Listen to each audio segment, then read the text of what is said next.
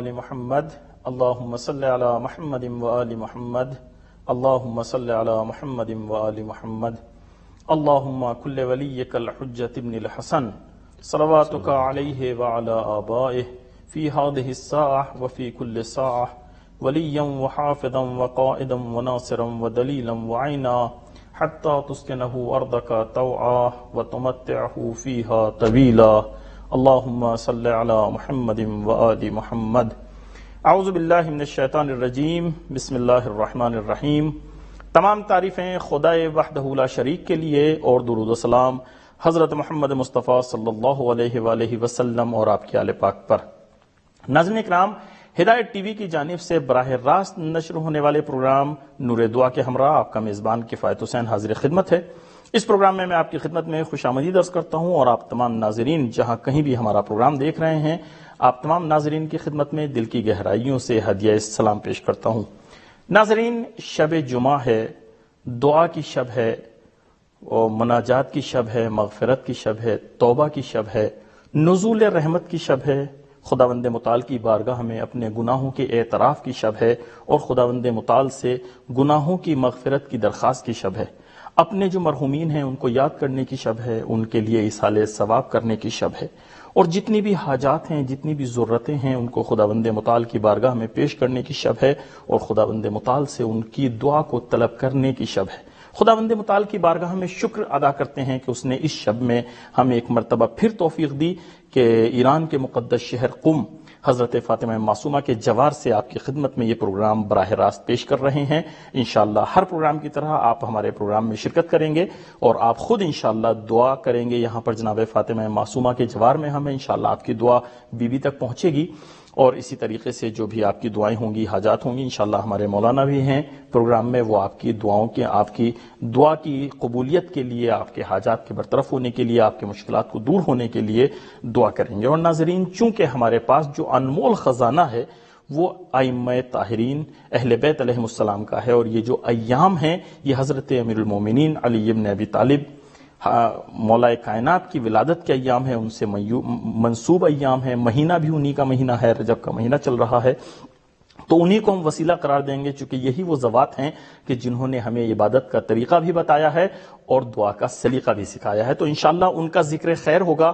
اپنے مہمان سے انشاءاللہ مولا کائنات کے حوالے سے ہم بیانات سے ان کے مستفیض ہوں گے اور کسب فیض کریں گے انشاءاللہ، اور اس کے ساتھ ہی ساتھ انشاءاللہ آپ حضرات ائمہ طاہرین کے صدقے میں دعا بھی کریں گے انشاءاللہ، اور خداوند متعال آپ کی دعاؤں کو قبول کرے گا۔ اور تمام مومنین کو اپنی دعا میں یاد رکھیے گا، خاص طور پر آج کل جو یہ ایک وبائی مرض پھیلا ہوا ہے، جو کرونا، اس نے جو پوری دنیا کو پریشان کر رکھا ہے، دعا کیجیے گا تمام مومنین کے لیے، تمام مسلمانوں کے لیے، بلکہ تمام مخلوق خدا کے لیے کہ خداوند متعال سب کو اپنے حفظ و امان میں رکھے اور جلد از جلد پوری کائنات کو اس مشکل سے نجات دے۔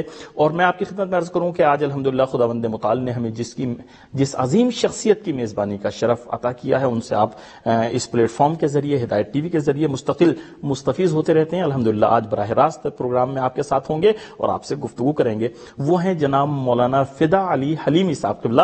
تو ہمارے ساتھ رہیں، اپنے مہمان سے ملاقات کرتے ہیں، اس کے بعد باقاعدہ اپنے پروگرام کا آغاز کرتے ہیں۔ قبلہ السلام علیکم۔ وعلیکم السلام ورحمۃ اللہ وبرکاتہ۔ قبلہ بہت شکر گزار ہیں، آپ نے ہماری دعوت کو قبول فرمایا، پروگرام میں آپ کو خوش آمدید درس کرتے ہیں۔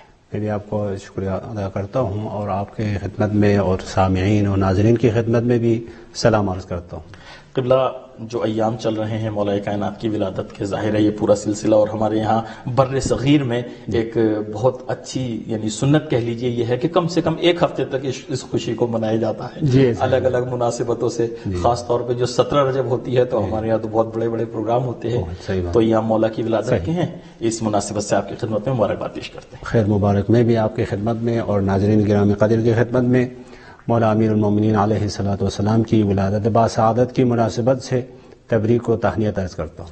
قبلہ، چونکہ یہ پروگرام ہمارا نور دعا ہے اور اس میں زیادہ تر جو ہیں ناظرین وہ اگرچہ تھوڑا سا ٹائم ہمارا چینج ہو گیا ہے، لیکن انشاءاللہ اب ہمارا اس وقت جو ہے پروگرام آیا کرے گا، براہ راست آپ کو دیکھ رہے ہیں اور آپ کے بیانات سے انشاءاللہ مستفیض ہوں گے۔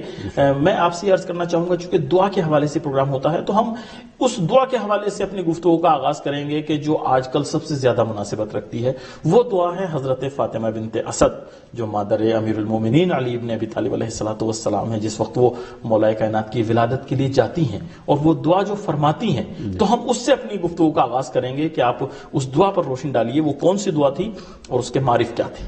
بہت اچھا نقطہ ہے، مناسبت بھی ہے اور ایام بھی مولا امیر علیہ السلام سے منسوب ہے۔ جی تو میں تاریخی چند جملات پہلے تاکہ اس دعا کو پڑھنے کے لیے، جی بالکل، پیغمبر اکرم حضرت محمد مصطفیٰ صلی اللہ علیہ وآلہ وسلم کی ولادت باسعادت کے 30 سال بعد، جی، جس کو ہم عام الفیل کے 30واں سال کہتے ہیں، جی، یا پیغمبر کی بعثت کے 10 سال پہلے مولا امیر علیہ السلام کی ولادت کا وقت جب آ پہنچا، جی، تو حضرت فاطمہ بنت اسد مادر گرامی مولا امیر المومنین کا جب درد ذہ کا آثار ہوا جی، تو خانہ کعبہ کے پاس تشریف لائی، اور یہ روایت ہماری کتابوں کے علاوہ، یعنی مکتب اہل بیت علیہم السلام سے تعلق رکھنے والے علماء کی کتابوں کے علاوہ جی، اہل سنت برادران کی کتابوں میں بھی یہ دعا اور یہ روایت ہمیں ملتی ہے۔ انشاءاللہ ہم آگے جا کے بحث کریں گے۔ تو بی بی حضرت فاطمہ بنت اسد سلام اللہ علیہا جب خانہ کعبہ کے دیوار کے پاس کھڑی ہو گئی، جی، کھڑی ہونے کے بعد جو دعا کرتی ہے وہ دعا بہت ہی خوبصورت دعا ہے۔ جی، فرماتے ہیں ربی انی مؤمنۃ بک وبما جاء من عندک من رسل وکتب وانی مصدقۃ بکلام جدی ابراہیم الخلیل علیہ السلام وانہ بنى البیت العتیق سبحان اللہ، فبحق الذی بنى هذا البیت وبحق المولود الذی فی بطنی اللہ اکبر، لما یسرت علی ولادتی۔ خب بالآخر ولادت کے جو وقت ہے وہ بھی ایک مشکل وقت ہے، بالکل بالکل، تو یہاں دیکھیں ہم کس طرح سے دعا کرنی ہے، دعا کا سلیقہ بھی ہمیں، اور دعا کا جو مقدمہ کیا ہونا چاہیے وہ بھی اس میں بیان کیا طریقہ ہے۔ بتایا جی، گیا ہے طریقہ کہ کس بتایا ہے، طریقے سے کس اگر طریقے سے ہمیں حاجت ہے تو کوئی پہلے کرنا چاہیے۔ اپنے ایمان اور عقیدے کا اعتراف کرتی ہے یہ بی بی، سبحان اللہ، انی مؤمنۃ بک، جی، میں آپ کی ذات وحدہ لا شریک پہ ایمان رکھتی ہوں، وبما جاء من عندک من رسل وکتب، سبحان اللہ، رسل سابقہ اور کتب سابقہ پہ میں ایمان رکھتی ہوں اور ان کی تصدیق کرتی ہوں۔ جی، وَإِنِّي مُصَدِّقٌ بِكَلَامِ جَدِّي، حضرت ابراہیم جد امجد ہے، جی، تو بکلام جدی ابراہیم الخلیل، حضرت ابراہیم کے واسطے سے، انہو بن البیت العتیق، کیونکہ ابراہیم جو خلیل الرحمن ہے، جی، بالکل، جو توحید کے میدان میں شہسوار ہے، قہرمان توحید کہتے ہیں، بے شک، اس ابراہیم نے اس عمارت کی، اس گھر کی بنیاد رکھی ہے۔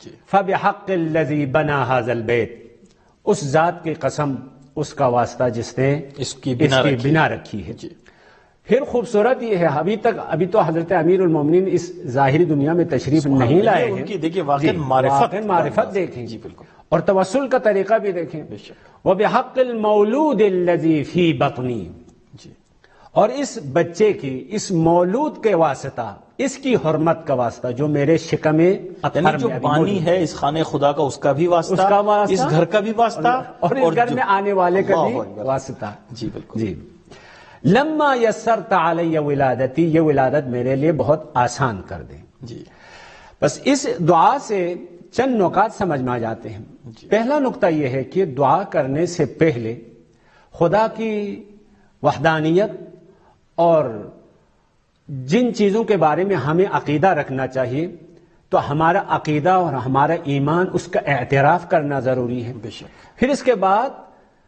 توسل کی ضرورت ہے، جی، پھر اس کے بعد اپنی جو حاجت ہے سبحان اس حاجت کو بیان کرنے کی ضرورت ہے۔ یہاں مثلا مورد حاجت کیا ہے؟ ولادت کی آسانی ہے، اللہ، جی بالکل، یہ بیان کرتی ہے۔ اس دعا سے یہ بات سمجھ میں آ جاتی ہے کہ مولا کائنات علیہ الصلاۃ والسلام کی والدہ ماجدہ فاطمہ بنت اسد پیغمبر کے مبعوث برسالت ہونے سے پہلے بھی جی، موحدہ تھی، بے شک، خدا کی ذات پہ عقیدہ رکھتی تھی، خدا کے ذات پہ ایمان رکھتی تھی. اور یہاں چونکہ ولادت کی جب بحث بھی ہو گئی، واقعاً انہیں سوچنے کا مقام ہے. مثلا درد ذہ کا آثار ظاہر ہوا ہو، خانے کعبے کے پاس چلے آ جائیں، دعا کر لیں، یہ تو معمول ہے. لیکن اہل تسنن اور اہل تشیع دونوں کی کتابوں میں ہمیں یہ حقیقت ملتی ہے، دعا ختم ہونے سے پہلے دروازہ کھل گیا، ایسا نہیں ہے. ہاں دروازہ نہیں بلکہ دیوار جو ہے وہ در بن گئی. واقعی بے شک، سبحان اللہ. دروازہ کھل گیا، چلو دروازہ کھل گیا، ہم اندر چلے جاتے ہیں. جی جی لیکن آپ خود اندازہ کریں، آپ کے سامنے گھر ہے اور گھر کے دیوار شق ہو جائے اور اس میں شگاف پڑ جائے تو خوفزدہ ہونا چاہیے، بالکل. بھاگ جانا چاہیے. اور حالات بھی ایسے ہیں، وہ سخت وقت ہے. سخت وقت ہے جی بالکل. اور دیوار پھٹ گئی ہے، اس میں شگاف آ گیا ہے، جی تو معمولاً کیا ہونا چاہیے؟ خوفزدہ ہو کے واپس جانا فرار کرنا چاہیے. فرار کرنا چاہیے. لیکن بیوی مانوس ہے، خدا کی حکمت سے آشنا ہے، آگاہ ہے.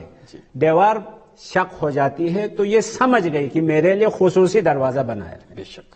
اور اسی دیوار سے اندر چلی جاتی ہے. جی بالکل. عجیب نہیں ہے؟ سوچ سکتی تھی جب دیوار ٹوٹ رہی ہے، ہو سکتا ہے خدا نخواستہ یہ عمارت نہ گر رہی ہو. عمارت گر جاتی ہے، یہ ہو سکتا ہے نا، عمارت گر جاتی ہے، خوفزدہ ہونا چاہیے، بھاگ جانا چاہیے. لیکن نہیں، ایسا نہیں ہے. بالکل دیوار جب پھٹ جاتی ہے، شگاف اس میں آ جاتا ہے تو اسی شگاف سے اندر چلی جاتی ہے. جی.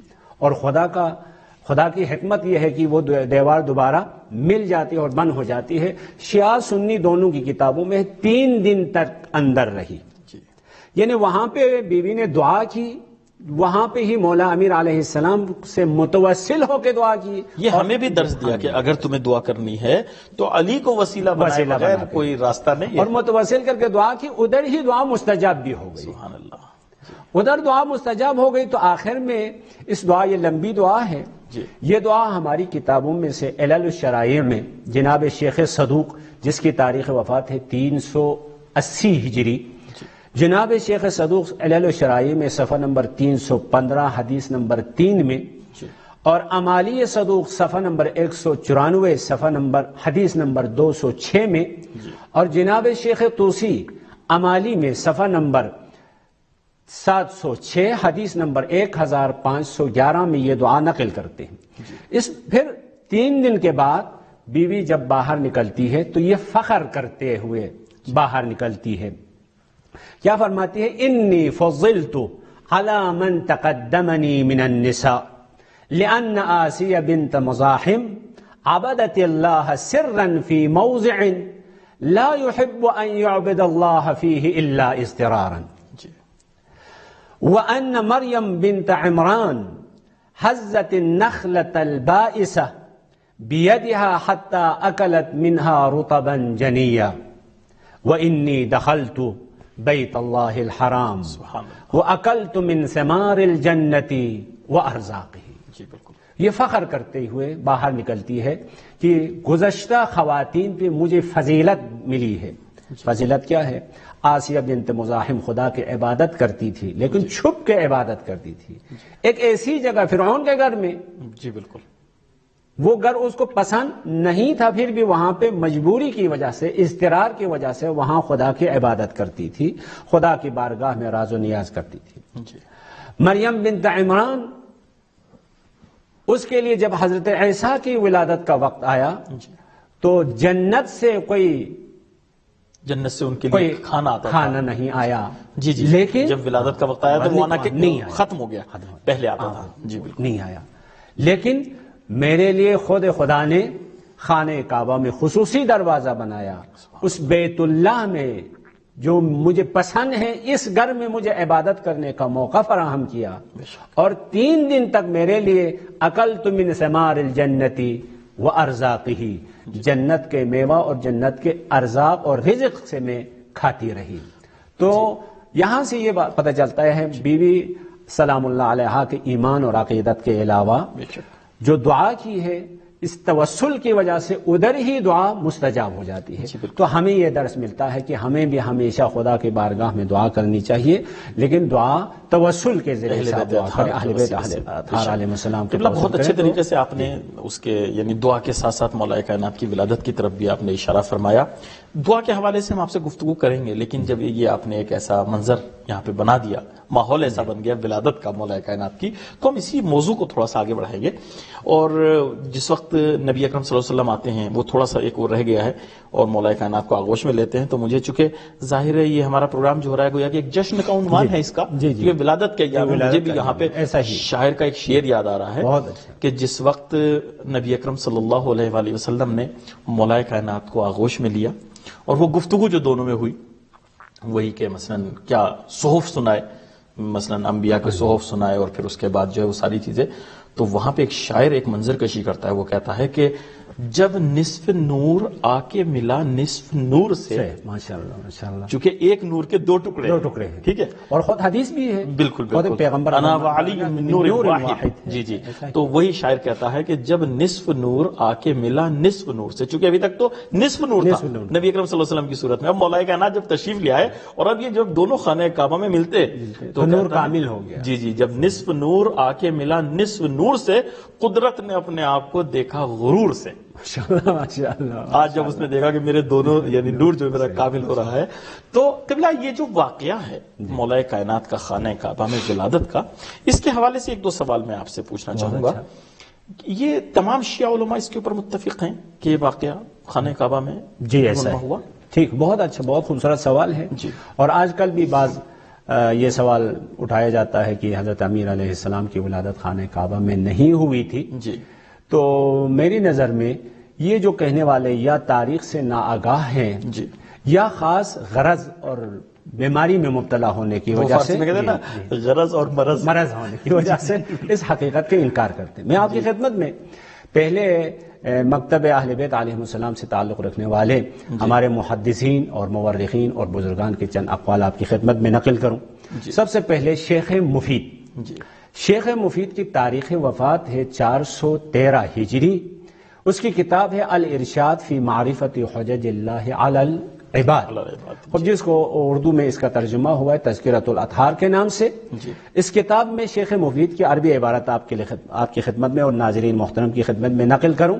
ولد بمکۃ فی البیت الحرام، مولا امیر کی ولادت ہوئی مکے میں بیت الحرام کے اندر. پھر یہاں پہ عبارت ختم نہیں ہو جاتی. وَلَمْ يُولَدْ قَبْلَهُ وَلَا بَعْدَهُ مَوْلُودٌ فِي بَيْتِ اللَّهِ تَعَالَى سِوَاهُ إِكْرَامًا مِنَ اللَّهِ تَعَالَى لَهُ بِذَلِكَ وَإِجْلَالًا لِمَحَلِّهِ فِي التَّعْظِيمِ. سبحان اللہ. مولا کی ولادت خانہ کعبہ کے اندر ہوئی اور نہ مولا سے پہلے کسی کی ولادت ہوئی نہ مولا سے بعد کسی کی ولادت پھر نہیں. یہ ایسا مقام اور مرتبہ ہے جو مخصوص یہ شرافت اور یہ فضیلت فقط مولا امیر علیہ السلام کے ساتھ مختص ہے. یہ شیخ مفید کی عبارت ہوئی. اس کے بعد ہمارے محدثین میں سے سب سے بڑا جو محدث ہے شیخ محمد حسن طوسی، معمولاً جس کو ہم شیخ الطائفہ کے نام سے شیخ طوسی کہتے ہیں، جس کی تاریخ وفات ہے 460 ہجری. جناب شیخ طوسی کی جو مشہور و معروف کتاب ہے کتب اربعہ میں سے شامل ہوتی ہے تہذیب الاحکام میں جلد نمبر 6 صفحہ نمبر 19 میں یہ عبارت موجود ہے. ولد بمکہ فی بیت اللہ الحرام، مکے میں ولادت ہوئی. کہاں پہ؟ فی بیت اللہ الحرام، خانہ کعبہ کے اندر. یہ شیخ طوسی کی عبارت تھی.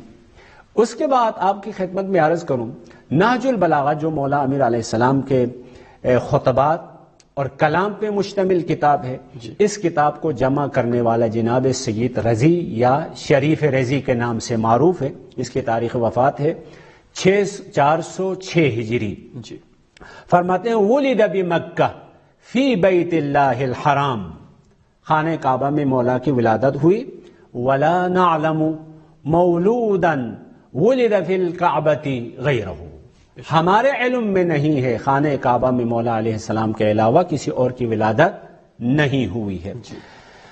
اس کے بعد جناب طبرسی، یہ بھی اس کی تاریخ وفات ہے 548 ہجری.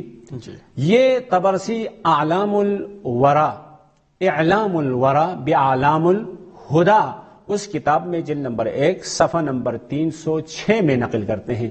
ولد بمکہ فی بیت اللہ الحرام، خانہ کعبہ میں مولا کی ولادت ہوئی. پھر یہ عبارت خوبصورت ہے، وَلَمْ يُولَدْ قَطُّ فِي بَيْتِ اللَّهِ تَعَالَى مَوْلُودٌ سِوَاهُ لَا قَبْلَهُ وَلَا بَعْدَهُ وَهَذِهِ فَضِيلَةٌ خَصَّهُ اللَّهُ تَعَالَى بِهَا.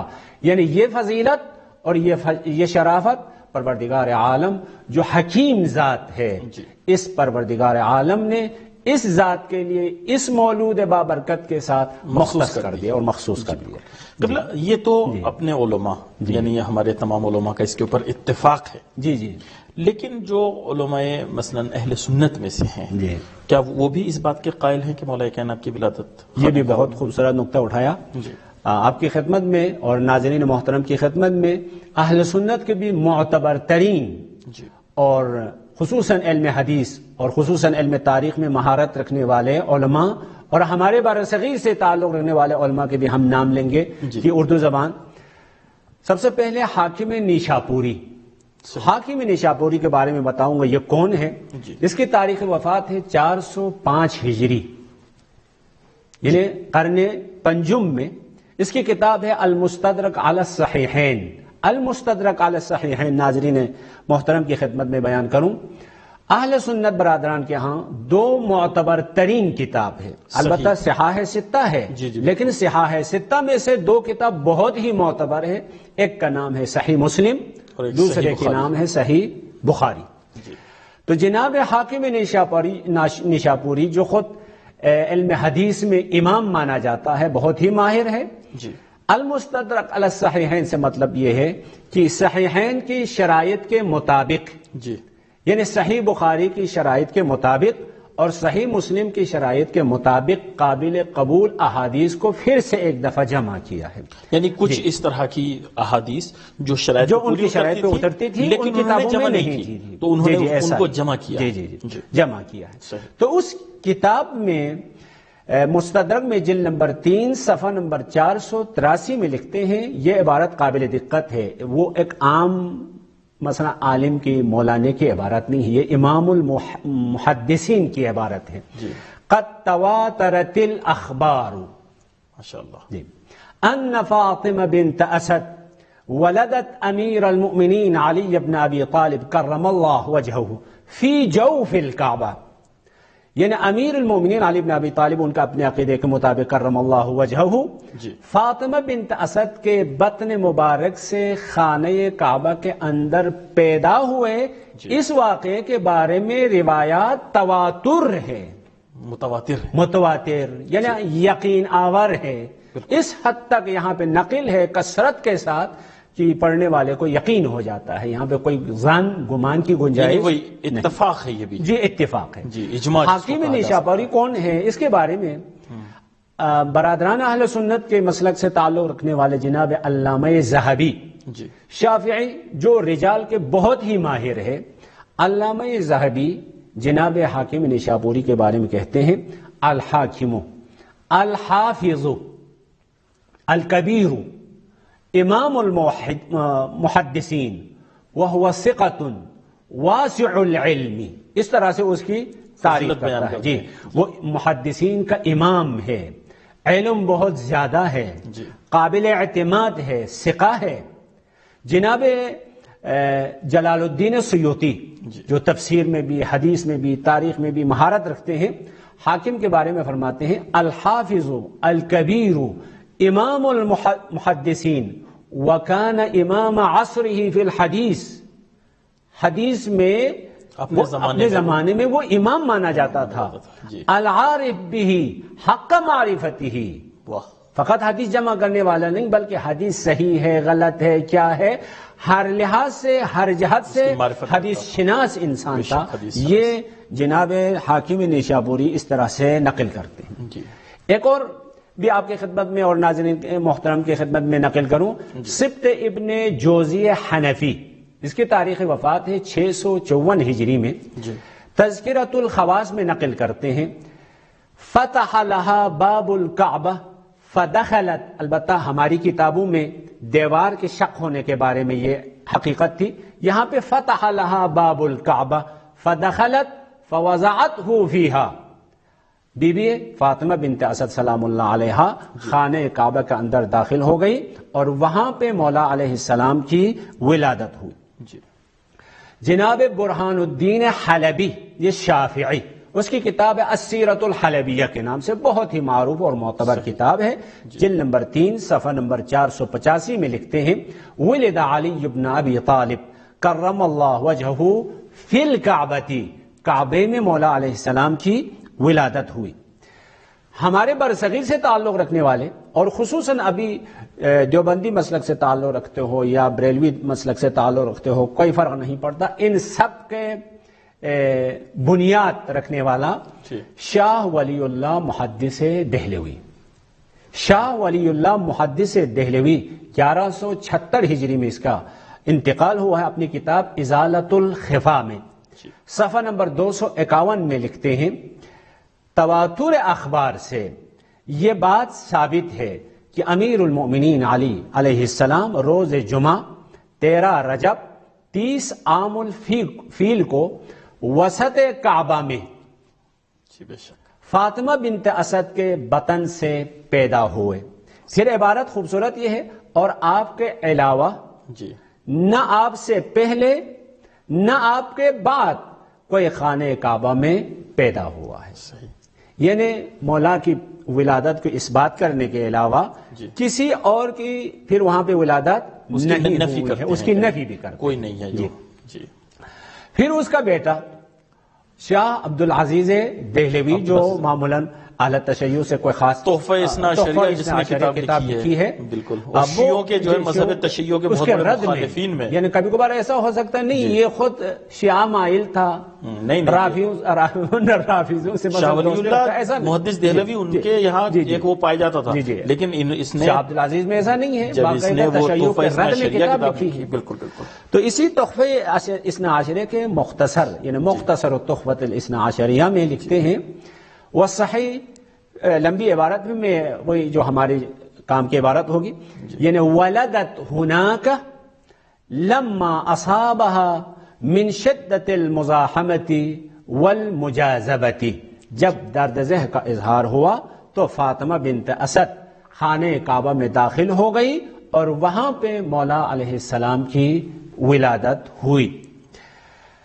صالح غامدی، یہ تو ابھی جس کو ہم تکفیری کہیں یا وہابی مسلک سے تعلق رکھنے والا ہے، جی یہ اس کی کتاب ہے الاکتفاء. الاکتفاء میں الاکتفاء فی اخبار الخلفاء، اس کتاب کے جلد نمبر 1 صفحہ نمبر 480 میں لکھتے ہیں امہ یعنی مولا امیر علیہ السلام کی والد ماجدہ فاطمہ بنت اسد بن ہاشم بن عبد مناف ولدته فی جوف الکعبہ.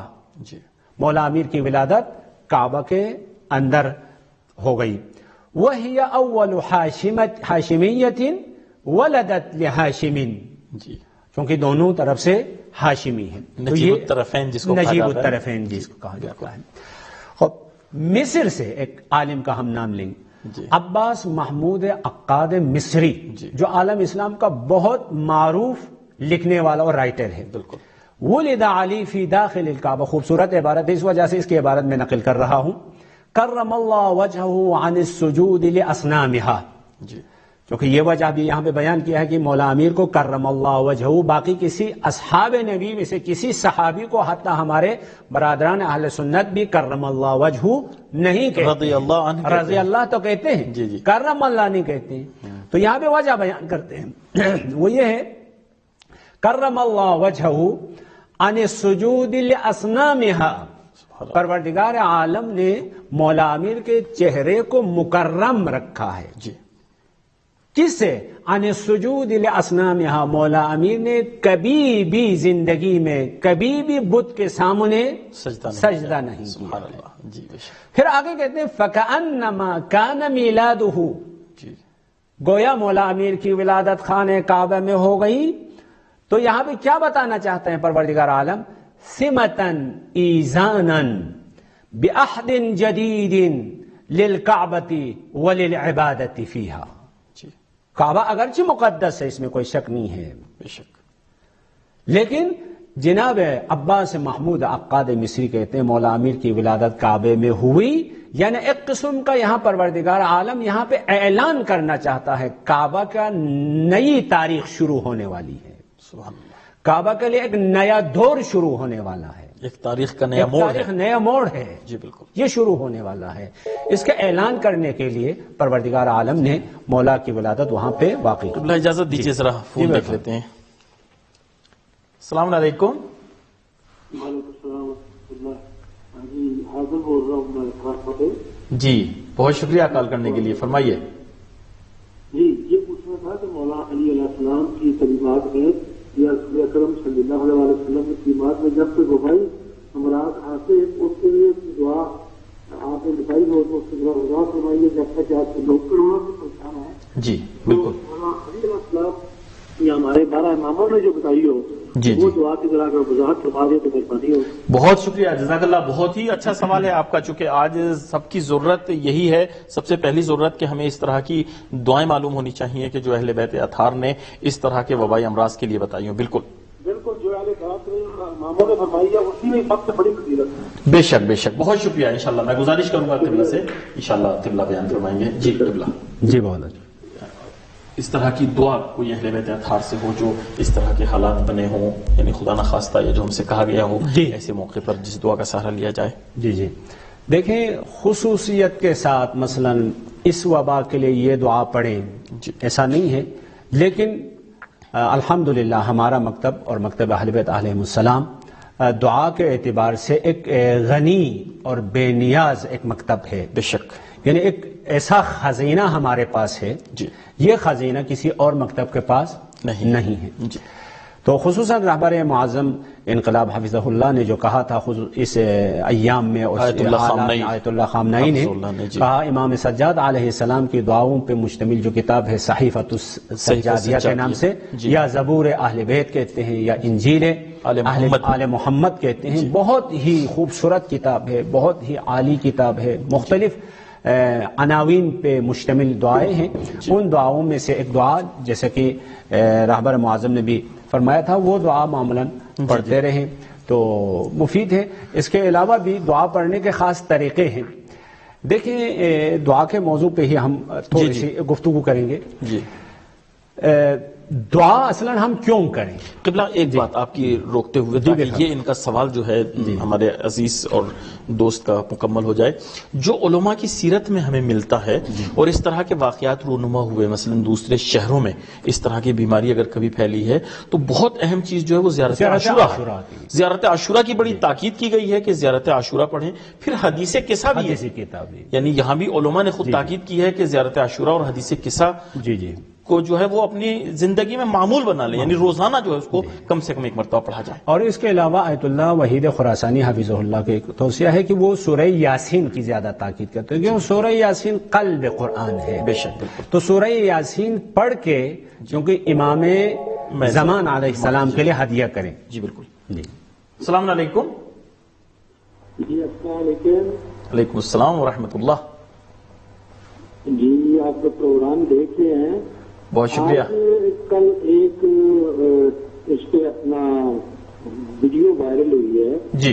کوئی مولانا ہے، انہوں نے کہا کہ قرآن پاک سے بال نکلتے ہیں اس وبا کے لیے تو وہ کسی عالم دین کو اپنا اس میں ایران کے اندر کسی بڑے عالم دین کو خواب میں مولانا زمان علیہ السلام کی زیارت ہوئی ہے اور انہوں نے کہا ہے کہ یہ آپ قرآن پاک کی سورہ بقرہ کو کھولیں اور اس میں دیکھیں آپ کو دال ملے گا، اس کو پانی میں بھگو بھی پیئیں. یہ تھوڑی سی وضاحت کرتے ہیں. بہت زیادہ لوگوں میں اپنے شیعہ جو ہے ان میں یہ جو اعلانہ کا کام ہو رہا ہے، سارے لوگ اس کے پیچھے لگے ہوئے ہیں. آپ میرے خیال میں فون میں بیٹھے ہوئے تو آپ وضاحت کرتے کہ کیا ہے ایران میں کسی عالم دین نے ایسے کہا ہے کہ یہ قاضی مرسی صاحب جو ہے اپنا امریکہ سے تعلق رکھتے ہیں، انہوں نے ویسے یہ اس کو شوشے کے نہیں چھوڑا ہوا ہے. جی جی بہت شکریہ، بہت اہم نقطہ ہے واقعاً، آج کل سوشل میڈیا پہ یہ ویڈیو بہت وائرل ہو رہا ہے۔ تو اس کام کے پیچھے لگا دیا۔ جی جی بالکل، میں قبلہ جی میں قبلہ سے گزارش کروں گا، انشاءاللہ ضرور قبلہ اس کی وضاحت فرمائیں گے۔ بہت شکریہ، جزاک اللہ، خدا حافظ۔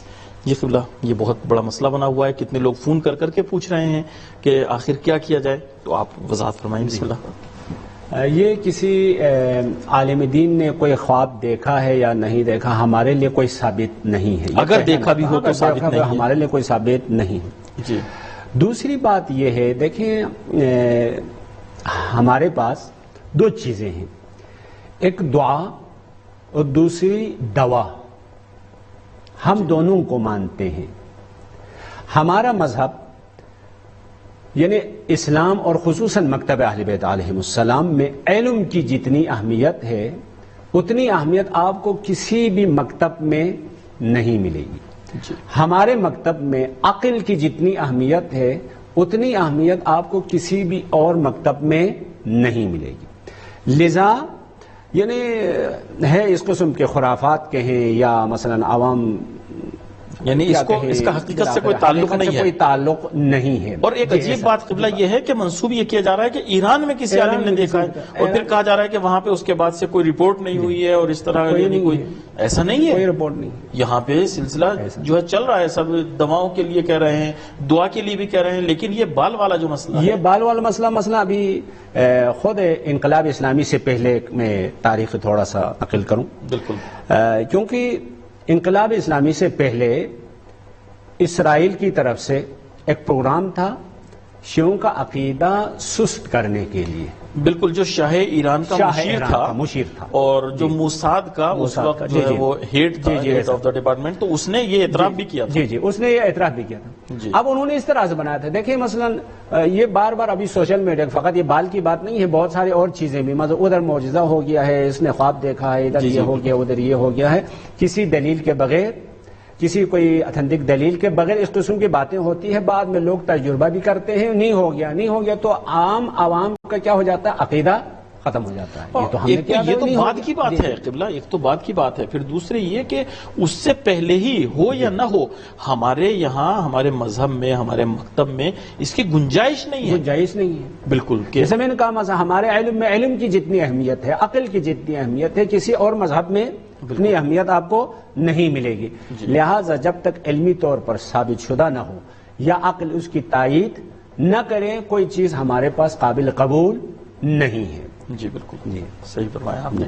تو قبلہ خیر، اگر کوئی سوال آتا ہے انشاءاللہ تو ہم پھر حاضر ہوں گے، لیکن آپ سے وہی آپ جو سلسلہ چل رہا تھا، تو آپ دعا کے حوالے سے کچھ بیان کرنا چاہ رہے تھے، دعا کی اہمیت کے حوالے سے، جو میں نے آپ کو روک دیا۔ ٹھیک ہے جی، دعا کے بارے میں، دعا خود طلب ہونے کے ساتھ ساتھ خود مطلوب ہے۔ جی معمولاً لوگ یہ سوچتے ہیں کہ ہمارے لیے کوئی مشکل پیش آ جائے، مثلا ابھی یہ کورونا کی جو مشکل ہے، کوئی بیماری یا کوئی اور مشکل پیش آ جائے تو ہم دعا کریں گے، ورنہ دعا نہیں کریں گے۔ وہ حالانکہ ایسا نہیں ہے، دعا خود طلب بھی ہے، خود مطلوب ہے۔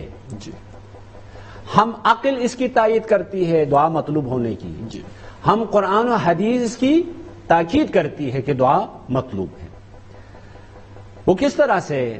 دعا سے مطلب کیا ہے؟ دعا کی روح کیا ہے؟ دعا کی روح یہ ہے کہ یہ انسان یہ احساس کرے کہ میں انسان، یعنی کیا؟ انسان ضرورتوں کا مجموعے کا نام ہے۔ جی، انسان یعنی ضرورت مند، انسان یعنی حاجت مند، انسان یعنی نیاز مند۔ بس میرے پاس ضرورتیں بھی ہیں، حاجتیں ہیں، نیاز ہے، یہ پہلا نقطہ۔ دوسرا نقطہ، یہ انسان ان تمام ضرورتوں کو خود برآوردہ نہیں کر سکتا ہے، لذا ایک ایسی ذات سے رابطے میں رہنے کی ضرورت ہے۔ جی، وہ ذات قادر مطلق بھی ہو، وہ ذات علیم بھی ہو، وہ ذات اس انسان کے بارے میں مہربان بھی ہو۔ بے شک۔ بس لہذا یہ احساس ہونا چاہیے کہ میں نیاز مند ہوں، جی، میں محتاج ہوں، مجھے ایک ذات سے رابطے میں رہنے اور کی. میں معاف کیجیے گا آپ کی بات کی وضاحت کے لیے کسی ہمارے ناظر کے ذہن میں یہ نہ آ جائے، کوئی سوچے کہ صاحب مجھے تو ضرورت ہی نہیں ہے کسی چیز کی، میرے پاس تو پیسہ ہے، میرے پاس جو ہے ساری چیز ہے.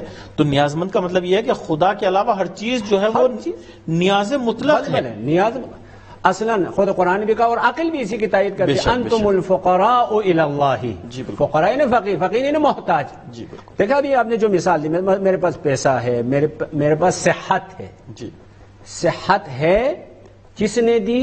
ایک دو، یہ صحت ہمیشہ باقی رہے گی. نہیں. میرے پاس دولت ہے، دولت کس نے دی؟ کیا یہ دولت ہمیشہ باقی رہے گی؟ پیسہ ہے، پیسہ کس نے دیا؟ کیا یہ پیسہ ہمیشہ باقی رہے گا؟ بس یہ دولت خدا نے دی ہے، یہ صحت خدا نے دی ہے. اس صحت کی بقا کے لیے بھی خدا کے طرف رجوع کرنے کی ضرورت ہے، خدا سے مانگنے کی ضرورت ہے. بے شک. یعنی صحت پانے کے لیے بھی دعا کی ضرورت ہے. جی. صحت کو باقی رکھنے کے لیے بھی خدا سے دعا کرنے کی ضرورت ہے. دولت حاصل کرنے کے لیے بھی دعا اور کمانے کی ضرورت ہے. دولت کو بچانے کے لیے، باقی رکھنے کے لیے بھی دعا کی ضرورت ہے ہمیشہ، کیونکہ یہ انسان اس اعتبار سے فقیر ہے، محتاج ہے. جب محتاج ہے تو عقل بھی کہتی ہے ایک بے نیاز ذات سے رابطے میں رہنا چاہیے ہمیشہ. بس دعا کی روح یہ ہے، مجھے خدا کی ضرورت ہے، مجھے ہر کام میں، ہر حالت میں ایک قادر مطلق، ایک حکیم، ایک علیم، ایک مہربان ذات سے رابطے میں رہنے کی ضرورت ہے. ایک مثال دیتے ہیں، مثلا ایک قطرہ ہے پانی کا. جی. اب اس پانی کا قطرہ ہے، اگر اس قطرے کو یہ احساس ہو جائے مجھے باقی رہنا ہے، مجھے زندہ رہنا ہے، مجھے حیات کی ضرورت ہے، تو اس قطرے کو چاہے سمندر سے متصل ہو جائے. سمندر سے متصل ہوگا یعنی دوسری عبارت میں اس کو حیات مل گئی، دوسری عبارت میں اس کو بقا مل گئی ہے، دوسری عبارت میں اس کو زندگی مل گئی ہے. لذا انسان کو ہمیشہ خدا سے رابطے میں رہنے کی ضرورت ہے. یہ اصل روح ہے. اور اسی وجہ سے قرآن میں ادعونی استجب لکم، مجھ سے مانگو، مجھ سے دعا کرو، استجب لکم، میں اجابت کروں گا، کیونکہ میرے اختیار میں سب کچھ ہے. میرے خزانے میں کوئی کمی بھی نہیں ہے، میرے پاس کوئی بخل کنجوسی بھی نہیں ہے. ہاں تمہاری مصلحات کے بارے میں جانتا ہوں. بالکل.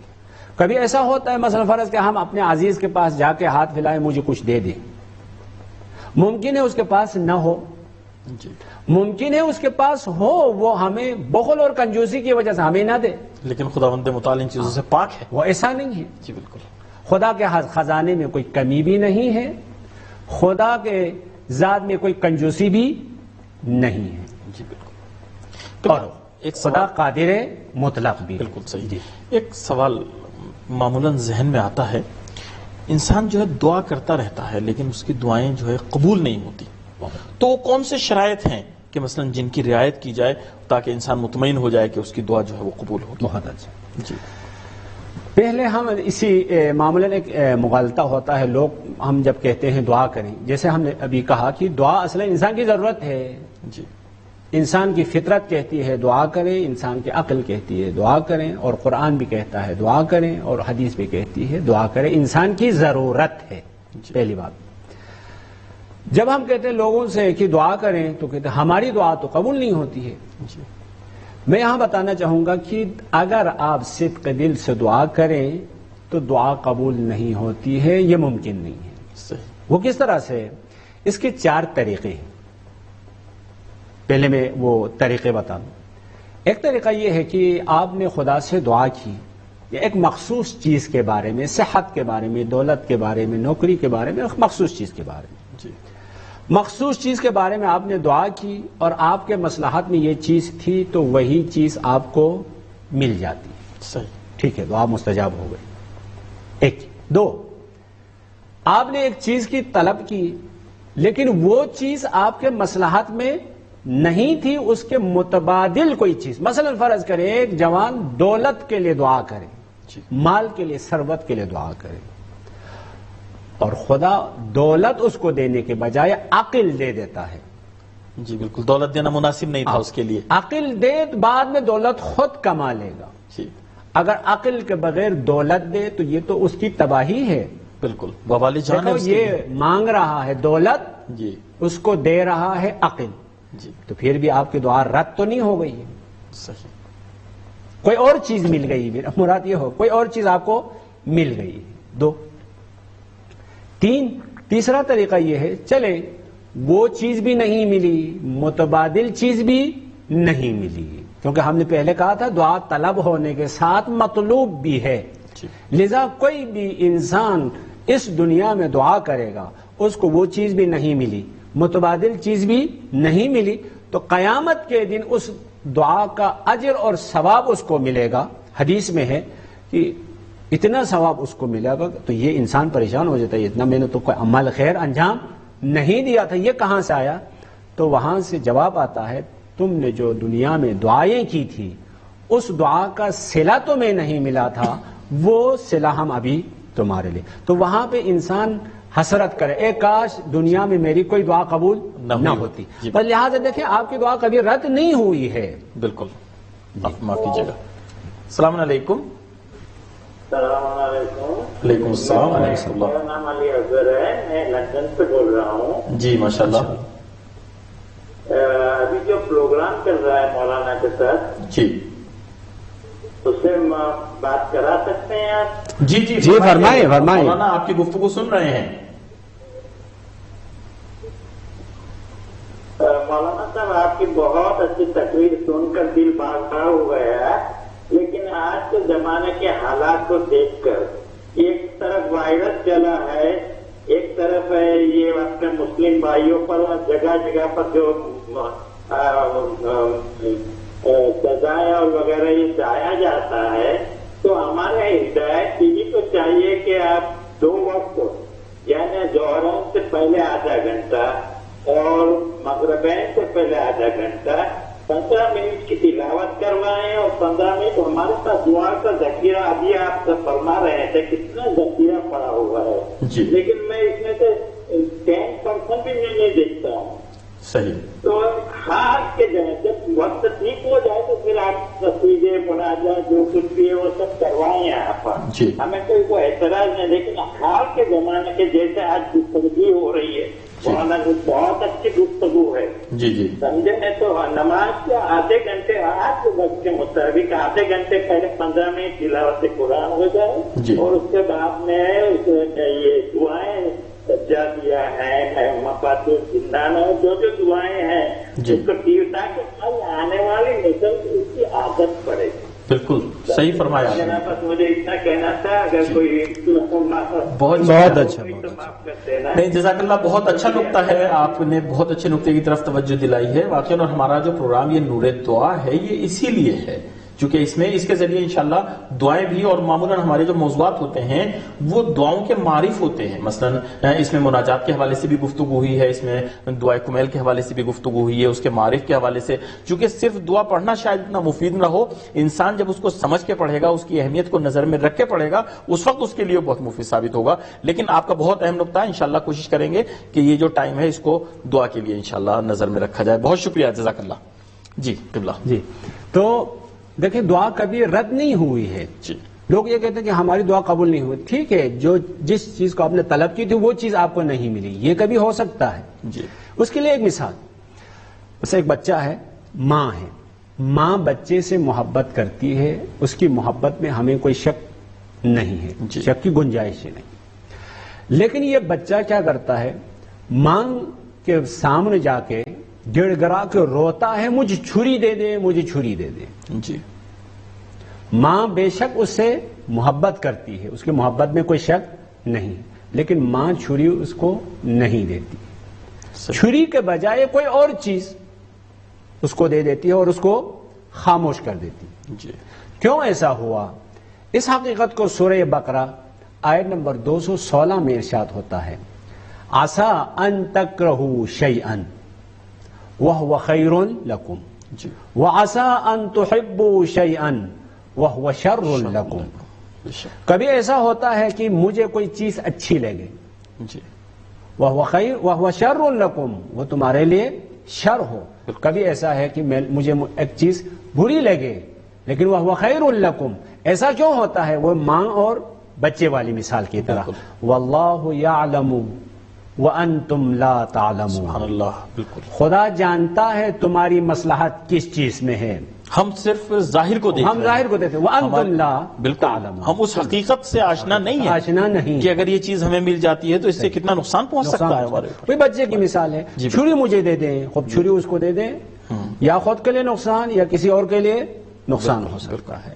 تو ماں عاقل ہے، بچے سے زیادہ علم رکھتی ہے، اس وجہ سے چھری اس کو نہیں دیتی ہے. ایک ایسی چیز، متبادل چیز اس کو دے دیتی ہے تاکہ وہ بھی محفوظ رہے، دوسرے بھی سالم رہیں. تو اس حقیقت کو اس آیت میں ذکر کیا. واللہ یعلم، خدا جانتا ہے میرے اس بندے کی مصلحت میں کیا ہے، کیا اس کو دینا چاہیے، کب دینا چاہیے، کتنا دینا چاہیے، کہاں پہ دینا چاہیے. خدا جانتا ہے. وانتم لا تعلمون، اور ہم نہیں جانتے ہیں. لہذا کبھی کبھار اس وجہ سے ہم کبھی دعا کرنے سے بھاگ جاتے ہیں. نہیں، ہم دعا نہیں کرتے ہیں، دعا ہماری قبول نہیں ہوتی ہے. نہیں، ایسا نہیں ہے. ہر صورت میں دعا کرنی چاہیے. صحیح. لیکن آپ نے جو فرمایا تھا شرائط کے اعتبار سے، ہاں، جیسے وہی مانگ والی مثال ہی ذہن میں رکھیں. بالکل. خود مانگ سے طلب کرے تو ماں آپ کو کچھ دے گی نا. بالکل. آپ کسی اور سے طلب کریں جی نہیں ہو سکتا. لذا دعا کی بہت ساری شرائط ہے. ان شرائط میں سے چند شرائط بہت ہی اساسی ہے اور بنیادی ہے، ان کی رعایت ضروری ہے. جی. سب سے پہلی شرط یہ ہے، ہم خدا کے بارگاہ میں دعا کرتے ہیں تو خدا کی معرفت اور شناخت ضروری ہے. صحیح. امام صادق علیہ السلام کا فرمان ہے، وہی جیسے ہماری گفتگو کا جہاں سے آغاز ہوا تھا جناب فاطمہ بنت اسد کی دعا سے پہلے انہوں نے اس کا اعتراف کیا کہ میں تیرے اوپر ایمان رکھتی ہوں، تیرے رسولوں کے اوپر، تیری کتابوں کے اوپر میں ایمان رکھتی ہوں. اس کے بعد یہ امام صادق علیہ السلام کا فرمان نقل کروں. من سألنی وهو يعلم انی اضر وانفع، اس عقیدے کے ساتھ سوال کرے. دیکھیں، میں خدا کے بارگاہ میں دعا کرتا ہوں. پہلے ہم نے کہا کہ میں تو محتاج ہوں، فقیر ہوں، نیاز مند ہوں. صحیح. آپ کی بارگاہ میں آیا ہوں. آپ قادر مطلق ہیں، بے شک. آپ حکیم بھی ہیں، جی. آپ علیم بھی ہیں. جی. آپ مجھ سے محبت بھی کرتے ہیں. معاف کیجیے گا ذرا. جی فرماتے ہیں. جی. السلام علیکم. السلام علیکم ورحمۃ اللہ وبرکاتہ. وعلیکم السلام ورحمۃ اللہ وبرکاتہ. بہت شکریہ کال کرنے کے لیے. جی فرمائیں. کیا آپ دعا کے متعلق فرما رہے ہیں؟ جی جی فرمائیے. ہاں جی، میں نے یہ سنتا رہتا ہوں، ہر ایک کے مشورے بھی لیتا ہوں، سنتا بھی ہوں. جی. تو دعا کی جو بات ہو رہی ہے وہ تو اللہ سبحانہ و تعالیٰ نے صاف بتا دیا ہے کہ تم میری مانو تو میں تمہاری مانوں گا. سبحان اللہ. بہت اچھا، بہت اچھا. آتی اللہ آتی رسول صلی اللہ علیہ وسلم. بے شک. اور وہ جو قرآن اور حدیث ہے جی. اس کے حساب سے اگر آپ زندگی گزاریں گے جی ماشاءاللہ تو پھر تو اللہ تعالیٰ سبحانہ و تعالیٰ کی رحمت کی بارش ہی بارش ہے. اصل میں کہانیاں بڑی مشکل یہ ہمیں پیش آ چکی ہے کہ ہم خود اپنے آپ کو سدھارتے نہیں، سبحان اللہ، جا کے دوسروں کی طرف دیکھتے ہیں. میرا جہاں تک ہے، آپ جو باتیں کر رہے ہیں میں نے آپ کی باتیں بڑے غور سے سنی ہے اور سن رہا ہوں، اور لیکن بڑی سادہ سی باتیں ان کو سمجھائیں کہ بھائی خود پڑھو، خود سمجھو، خود عمل کرو، کیونکہ آپ نے خود جواب دینا ہے روزے محشر. کسی نے آپ کے لیے جواب نہیں دے رہا. ایون رسول صلی اللہ علیہ وسلم نے بھی آپ کے لیے جواب نہیں دینا اگر آپ نے کوئی کام ہی نہیں کیا. تو اصل وہ اطیع اللہ و اطیع رسول، حقوق اللہ و حقوق العباد، شریعت اسلامیہ کے مطابق زندگی گزارے. انشاءاللہ سارے کام اللہ سبحانہ و تعالیٰ پورے کرتے ہیں، اور یہی اللہ کو فرما رہے ہیں قرآن مجید میں، پکارے حبیب میں. ماشاءاللہ یہی میری گزارش تھی. بہت شکریہ، جزاک اللہ. جی وعلیکم السلام ورحمۃ اللہ. بہت اچھے نقطے کی طرف آپ نے اشارہ فرمایا. اور دیکھیے لائیو پروگرام کا مقصد یہی ہوتا ہے. ہم ناظرین سے گزارش یہی کرتے ہیں کہ ناظرین خود ہمارے پروگرام میں شرکت کریں. جو نقطہ آپ کو اچھا لگتا ہے تو بتائیں کہ اس طرح کی جو ہے گفتگو ہونی چاہیے. اور اگر کوئی نقص رہ جاتا ہے, کوئی کمی رہ جاتی ہے, دیکھیے ہوتا کیا ہے, ٹائم ہمارا بڑا محدود ہوتا ہے, کم وقت ہوتا ہے, اور علماء کے پاس جو ہے ظاہر ہے ہم کتنے سوالات اسی 1 گھنٹے میں پوچھ سکتے ہیں. تو اس لیے اگر کوئی کمی ہو, کوئی نقص ہو تو بتائیے کہ ان چیزوں کی طرف جو ہے توجہ دلائیں. جیسے آپ نے بہت اچھا اشارہ واقعاً کیا یہاں پہ. حقیقت یہی ہے کہ ہم خداوند متعال کی بات کو مانیں تو وہ تو ظاہر ہے ہمارے دلوں کے حال سے آشنا ہے, آگاہ ہے. اور ساری مشکلات ہماری اسی لیے چونکہ ہم اہل بیت اطہار سے, قرآن کریم سے, تعلیمات آل محمد سے دور ہو چکے ہیں. جی بالکل. جی آپ فرما رہے تھے, بسم اللہ. جی تو شرائط قبولیت دعا میں سے سب سے پہلی شرط جی خود خدا کی معرفت اور شناخت ہے. معرفت تو دیکھیے سب سے اہم ہے, چونکہ اس کے بغیر تو کوئی عمل بھی جو ہے وہ قابل قبول نہیں. جی معاف کیجیے گا. دیکھیں السلام علیکم. السلام علیکم ورحمۃ اللہ جناب. علیکم السلام ورحمۃ اللہ.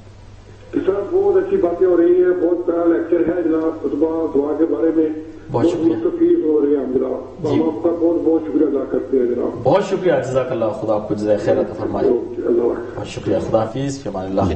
جی ماشاء اللہ. جی تو اس انسان کو خدا کے بارے میں یقین ہونا چاہیے کہ یہ خدا مجھ سے زیادہ محبت کرنے والا ہے, کیونکہ میرا خالق ہے, رحمان ہے, رحیم ہے, اور اس کے قبضے قدرت میں سب کچھ ہے. یہ مسبب الاسباب ہے. بالکل بالکل. لذا اس عقیدے کے ساتھ, اس یقین کے ساتھ اگر دعا کریں, پہلی شرط. دوسری شرط یہ ہے, جیسے ہم نے کہا دعا یعنی اس موجود محتاج کا موجود غنی کے ساتھ رابطہ برقرار کرنے کا نام دعا ہے. کبھی یہ رابطہ نہیں ہوتا, جیسے مثلا ہمارے ناظرین اور ہمارے درمیان رابطہ, کبھی کبھار رابطہ کٹ جاتا ہے, یہ فون کے ذریعے رابطہ ہوتا ہے, کبھی کٹ جاتا ہے, مسائل کی وجہ سے, سیٹلائٹ سسٹم کی وجہ سے کبھی کٹ جاتا ہے. کبھی ہمارا رابطہ نہیں بنتا ہے خدا کے ساتھ. کیوں نہیں بنتا ہے؟ کوئی مانی, کوئی رکاوٹ ہے. وہ رکاوٹ کیا ہے؟ گناہ ہے. جیسے ہمارے ناظرین محترم نے بھی کہا تھا, امام صادق علیہ السلام نے جیسے ہمارے ناظرین محترم نے جو کہا تھا ہو بہو اسی طرح فرماتے ہیں, ان اللہ یقول اوفوا بعہدی اوفی بعہدکم. جی تم میرا عہد پورا کرو, میں تم سے تمہاری باتوں سنوں. شکریہ. جی السلام علیکم. ابھی شاید رابطہ ہمارا منقطع ہو گیا. بالکل صحیح فرمایا آپ نے. ایسا ہی تم میری بات مانو, جیسے ابھی انہوں نے کہا تھا میں تمہاری بات مانوں گا. واللہ, قسم کھا کے فرماتے ہیں, واللہ لو وفیتم اللہ, اگر خدا کے ساتھ جو وعدہ کیا وعدہ تم لوگوں نے پورا کیا, لوفى اللہ لکم, بے شک خدا بھی تمہارے ساتھ وعدہ پورا کرے گا. جی بالکل صحیح فرمایا. خدا نے جو ہمیں کہا ہے وہ ہم مان لیں تو ہماری دعا بھی خدا سن لے گا. بالکل. تو لہٰذا ہم کبھی کبھار خدا سے جو وعدہ کیا وہ وعدہ نبھانے میں ہم کامیاب نہیں ہوتے ہیں, وعدے کی مخالفت کرتے ہیں, گناہ کرتے ہیں دوسری عبارت میں. تو یہ گناہ باعث بنتا ہے ہمارا رابطہ کٹنے کا. دعائے کمیل میں کتنے اچھے جملے ہیں جو مولا کائنات گناہ کے حوالے سے فرما رہے ہیں. میرے وہ گناہ معاف کریں, وہ گناہ معاف کریں, وہ گناہ معاف کریں. تو یہ ایک اور, کیونکہ ٹائم بھی بہت ہی محدود ہے, ایک اور شرط یہ ہے کہ دعا میں حضور قلب کے, یعنی آپ دل سے بات کریں. بالکل. جو اقبال نے کہا تھا نا, دل سے جو بات نکلتی ہے اثر رکھتی ہے. بالکل واقعی ایسا ہے. یہ دیکھیں آپ مذاق, کیونکہ ممکن ہے ہم آپس میں ایک دوسرے سے مذاق کریں, دل سے بات نہ کرے, طرف مقابل کو پتہ نہ چلے, لیکن خدا ہمارے دلوں کے حال کے بارے میں آگاہ ہے, آشنا ہے, علیم بذات الصدور ہے. میں دل سے طلب نہیں کر رہا ہوں. مثلا ٹھیک ہے, باپ نے کہا دعا کریں, میں دعا کروں, اور خاص طور پہ دعا پڑھنے میں ہمارے ہاں یہ ہو جاتا ہے چونکہ ہمیں پتہ نہیں ہے اس دعا میں کہا کیا جا رہا ہے. اسی لیے بزرگان فرماتے ہیں جب تک آپ دعا کے معانی کی طرف توجہ نہ کریں وہ نہ پڑھیں. کبھی کبھار جھوٹ ہو جاتا ہے. اصلاً ایت اللہ مصباح یزدی دعائے افتتاح تفسیر میں شرح میں لکھتے ہیں, کبھی کبھار مثلا ایسا جملہ ہے, وہ مثلا امام نے جو فرمایا میں آپ کے بارگاہ میں گر گڑا رہا ہوں, رو رہا ہوں, حالانکہ یہ دعا پڑھنے والا ہنستے ہوئے پڑھ رہا ہے. دعا جو جملہ آپ پڑھ رہے ہیں وہ جملہ یہ ہے کہ اس میں اور آپ کی حالت میں جو وہ تضاد پایا جاتا ہے. تو لہذا اس وقت اس جملے کو نہیں پڑھنا چاہیے. بالکل. کیونکہ حضور قلب سے, یعنی دل سے آپ طلب کریں, دل سے مانگیں, دل سے دعا کریں, پروردگارا یہ چیز اگر میری مصلحت میں ہے تو مجھے دے دے. جی بالکل. اس کے بارے میں بھی پیغمبر خدا کا فرمان ہے اعلموا ان اللہ لا یستجیب دعاء من قلب، جی یعنی وہ دعا جو دل سے نہیں ہوتی ہے اس کی اجابت بھی نہیں ہوتی ہے۔ صحیح۔ ایک اور شرط کی طرف بھی اشارہ کروں، وہ یہ ہے کہ اخلاص اور عبودیت کی، جی بالکل، کیونکہ ہر کام اور ہر عبادت جی قبولیت کے منزل پہ پہنچنے کے لیے اخلاص شرط ہے، بالکل، اور دعا بھی ایک قسم کی، جیسے ہم نے پہلے کہا، خود مطلوب ہے، خود عبادت ہے، خود عبادت ہے، کیونکہ اس انسان کا خدا کے ساتھ رابطے میں رہنا جی جی بالکل، خود عبادت ہے، لیکن اس دعا اور اس عبادت کی قبولیت کے لیے بھی اخلاص شرط ہے۔ قبلہ بہت شکریہ، جزاک اللہ۔ آپ سے یہیں پر ہم اجازت چاہیں گے چونکہ مزید ہمارے پروگرام میں گنجائش نہیں ہے۔ خدا قبول فرمائے، بڑی زحمات کی ہیں آپ نے۔ آپ سے گزارش کریں گے ہمارے تمام ناظرین کے لیے آپ دعا فرمائیں۔ پروردگارہ مولا امیر کا ہم نے نام لیا تھا اس میں گرامی، مولا امیر علیہ السلام کی حرمت کا واسطہ ہم سب کو ہمیشہ اور ہمیشہ آپ کی اطاعت کرنے کی ہمیں توفیق عنایت فرما۔ پروردگارہ ہم سب کو ہمیشہ اور ہمیشہ مولا امام زمان عجل اللہ تعالی فرجہ الشریف کی مرضی کے مطابق زندگی بسر کرنے کی توفیق عنایت فرما۔ پروردگارہ مومنین و مومنات، مسلمین و مسلمات کی جتنے بھی حوائج شرعیہ ہیں ان کو روا فرما۔ پروردگارہ ہمیں ہمیشہ اور ہمیشہ آپ کے ساتھ رابطے میں رہنے کے ہمیں توفیق عنایت فرما۔ پروردگارہ ہمیں ہمیشہ اور ہمیشہ احکام اسلامی پہ عمل کرنے کی توفیق عنایت فرما۔ والسلام علیکم۔ بیماروں کے لیے خاص طور پہ، اور خاص طور پہ جو یہ کرونا اور یہ خصوصاً پروردگارہ یہ جو وبا اور بیماری پھیل گئی ہے، پروردگارہ آپ کی عظمت کا، آپ کی عزت کا واسطہ مومنین و مومنات، مسلمین و مسلمات کو اس بلا سے محفوظ رکھ۔ پروردگارہ جو بھی مومن مومنات بیمار ہے، اس بیماری کی وجہ سے یا کسی اور بیماری کی وجہ سے بیمار ہے، ان کو شفائے عاجل و کامل عنایت فرما۔ اللہ آمین۔ اور خدایا اپنی آخری حجت اور ہمارے امام کے ظہور میں تاجیل۔ قبلہ بہت شکریہ، جزاک اللہ۔ آپ سے اجازت چاہتے ہیں، خدا حافظ۔ ناظرین آپ کے بھی بہت شکر گزار ہیں کہ آپ پروگرام کے آخر تک ہمارے ساتھ رہے۔ بہت اہم مطالب تھے دعا کے حوالے سے، اور خود ناظرین نے جو نکات ہمارے لیے یہاں کال کر کے ہمیں بتائے، واقعی بہت اہم نکات تھے۔ انشاءاللہ ان پر عمل کیا جائے گا، اور چونکہ مزید ہمارے پروگرام میں وقت میں گنجائش نہیں ہے، اس لیے یہیں پر آپ سے اجازت چاہتے ہیں، لیکن آپ انشاءاللہ نماز کے لیے جا رہے ہیں۔ آپ سے دعاؤں کی، خاص طور پر دعاؤں کی التماس ہے اپنے لیے، تمام مومنین کے لیے، پوری دنیا میں جہاں بھی مومنین اس سے روبرو ہیں، اور پوری دنیا میں یہ بیماری پھیلی ہوئی ہے کرونا، خداوند متعال سب کو اپنے حفظ و امان میں رکھے۔ آپ سے اجازت چاہتے ہیں، اپنا خیال رکھیے گا، ہمیں خاص دعاؤں میں یاد رکھیے گا۔ خدا حافظ، فی امان اللہ۔